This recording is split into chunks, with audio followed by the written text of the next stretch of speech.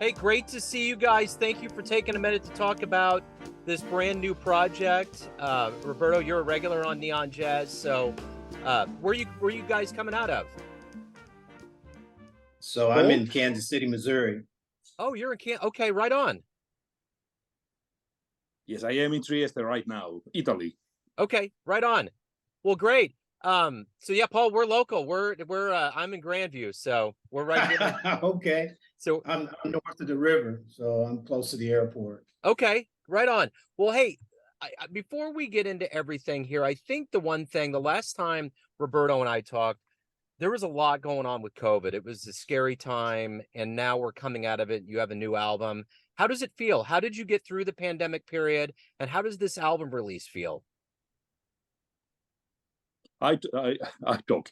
Yeah. Yeah, in the last 3 years was really a mess because I had to remain in Europe because it was too complicated to cross the borders.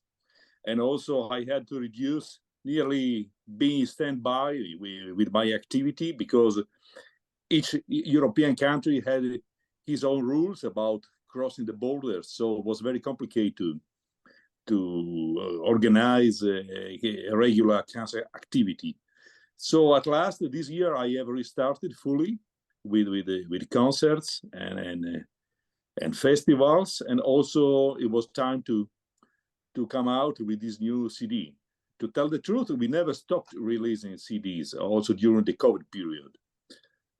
So also last year and the year before we had something new out, and but this year we brought out from our shelves some recordings that we made 11 years ago, and now we are out with this high quote new CD. It took me a minute. I was like, hold on a second. That was recorded a long time ago. So, yes. So talk to me. That's interesting in itself. Talk to me about how it took so long for this to actually become a reality. Paul, maybe you can answer. Well, in the meantime, we had other projects that we were releasing, and so even though we had that in our catalog, we decided to release some other projects. But we always try to mix it up, whether we're going to release a quintet, a trio, quartet, or octet. We always try to mix it up so our fans can really enjoy the full palette of music that we present. And so it was just time to release High Quote because we had released other formats before. So the beauty of this album is, it was recorded quite a while back, but everybody on here is a stellar Kansas City player. You got Matt Otto, Jim Mair, Jason Godeur, you got Ariana's on here, Brian Steever, Pablo Sanhueza. There's so many names on this. What a power lineup of Kansas City talent. Yeah, and these guys, as you say, and young lady were great musicians, and I've been very familiar with them from my connection to the jazz community at UMKC and around town, and so we're all good friends, and I knew that they were good musicians, and just trying to find some of the best talent in Kansas City. That's not all of the talent that we have in Kansas City, as right. You know, Joe, because there's quite a few musicians that play very well, but this just happened to be our team for this particular project. And so I'm very happy that we were able to assemble them all. I mean, it's like 7 or 8 or 9 of these cats, plus recording engineer and the studio and all. So I'm just so happy that we were able to get them all together. So Roberto, how did it feel to play with this level of talent, to see this come out, a decade plus later? Yeah, it's interesting to read how some careers have boosted in the meantime, especially Brian Steever or other musicians from Kansas City really have grown very much in the meantime. So that's beautiful to have recorded and to have played with them when they still were at the beginning. That's very nice for me. On the other side, I think that this music is still very fresh. It sounds like we recorded a couple of weeks ago to me, and so it's old recording, but in new music, also because it's based mainly on a new composition that I had never recorded before, and so everything sounds fresh to me. That's interesting because there is a timeless quality that goes into it. So I'm curious, from your ear standpoint as a musician, do you notice big differences in the way that you approach music now versus the way you did in 2012? Of course, we all every day we learn something, and every day we grow. That's normal because we are in the reality, in the society, and everything happens in the world affects or helps our music in a way or in another. So for sure, now I sound a little different, but that's musician life. So it's a progression is progressive what we do, and so also many things happened in the meantime in the world. So the society has changed. So also our music changes in a way. So we are influenced every day from the things that happens out of our musical world. So you have all of these interesting Kansas City connections. I'm curious how you and Paul got together and how you keep this connection to Kansas City so alive. Paul? Well, first of all, let me say Roberto is an amazing musician, even better composer, better yet, a human being, a very great human being. And so like 2005, 2006, I was looking to expand more internationally. And so I just happened to be on the receiving end of some of Roberto Magris' marketing campaign. And so I saw the potential there. Once again, I wanted to expand further internationally. I'd already done some things locally and regionally, but, it's time to do something, bigger. And so Roberto fit the bill. He's a great composer. I saw the potential in his music, and when we were able to interact together, it's like peanut butter and jelly. So, and when it comes to High Quote and some of these other projects, Roberto's being very modest because he's an amazing musician, and to me, his music keeps growing, but he's also the same. He hasn't lost anything. Sometimes the older you get, you may lose something, but for him, it's like fine wine. He gets better, each time.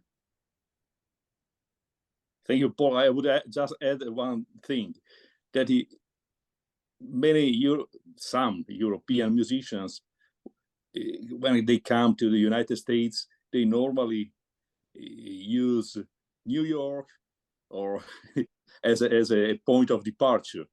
And I will be forever grateful to Paul, because my career in the United States started from Kansas City, and then really I feel very linked to this city. I feel Kansas City my home in about jazz, and especially jazz in the United States. So I think this is very important also to point out that as a European musician, my experience in the US started and developed thanks to Paul and JMood Records from Kansas City. So do you have any plans on, oh no, go ahead. Yeah, I was just going to add, also thanks to Roberto, because Roberto had a habit and does have a habit of sending out emails. And so we just happened to be on the other end of an email response that we got from Dr. Art Davis. And so that kind of launched everything too, because he was looking to do some different things with some young artists, and we were looking for someone to take us under their wings, and help us, get where we were trying to go, and so that relationship developed, and along with Roberto's comment, yeah, it just helped us all grow as human beings, and to grow this label, and to kind of point us in the right direction and get us connected to some of the right people. So as we look in 2023 with everything opening up and musicians releasing material, this is obviously kind of an archival new one. Are there any other recordings on the docket? Are you coming to America, Roberto, to perform with any Kansas City musicians? What's going on? Paul, you have your hands.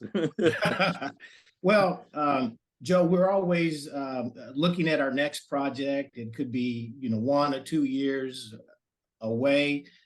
We've been in conversations, trying to plan our next studio recording, because, as you mentioned, we're using some material that was in our catalog, still good material, but releasing some things in our catalog.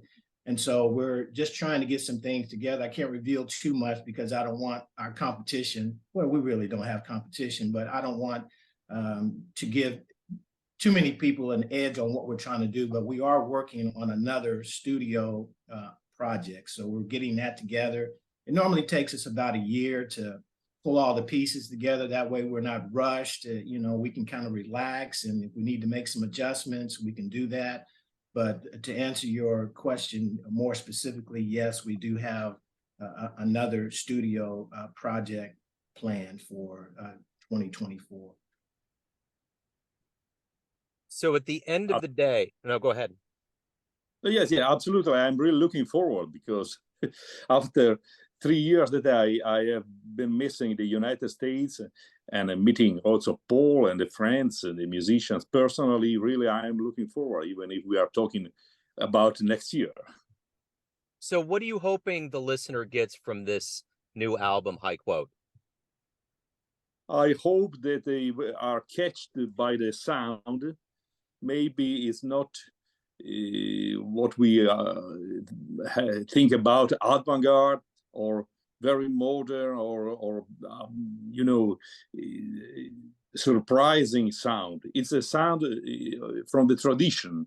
It's an affirmation of our roots in the tradition of jazz. So I hope that the young musicians can be catched by this sound and use this album to dig more about the heroes and the masters that we had in our history. I'd like to add to that, Joe. Sure. So there are a number of other artists that have released like octets, small big band units. And when I was thinking about this and trying to approach this, I thought about Jimmy Heath. He had a wealth of experience, and I always dug the Philadelphia sound, and he's somebody that I kind of looked up to because of our relationship with Tootie Heath. But anyway, some of his, music consisted of small, big bands. And so just trying to find some inspiration from what he did as one of my mentors was another target of mine. So, we're just trying to show our side of this octet, but kind of I was influenced by the things that Jimmy Heath did. So if anyone wants to pick up a copy of High Quote or learn anything more about Roberto and what you're doing with your live shows and previous material, JMood Records, where's the best place to go? Is that for me, Roberto? That's for everybody in the room. Okay. In the respective rooms. Yes. So www.jmoodrecords.com. We have a store there that someone can pick up our products. I also started to release some information on Bandcamp. I know a lot of artists are using Bandcamp. And so we're just trying to narrow down who controls our music so that we can get it to where we're trying to get it to, and not get it in the wrong hands and not benefit from our hard work. Yes, and also in our website, you can find also many videos and also free downloads. So everybody who likes to investigate more can get a lively impression of what is our work and our targets in music. Roberto, Paul, thank you so much for taking time out today to talk about the project. I can't wait to get it on the show, and I can't wait to see you in Kansas City. So I'm going to keep my eyes open. Thank you, Joe, for Thanks taking a the lot, time Joe. to interview us. Yeah, my pleasure.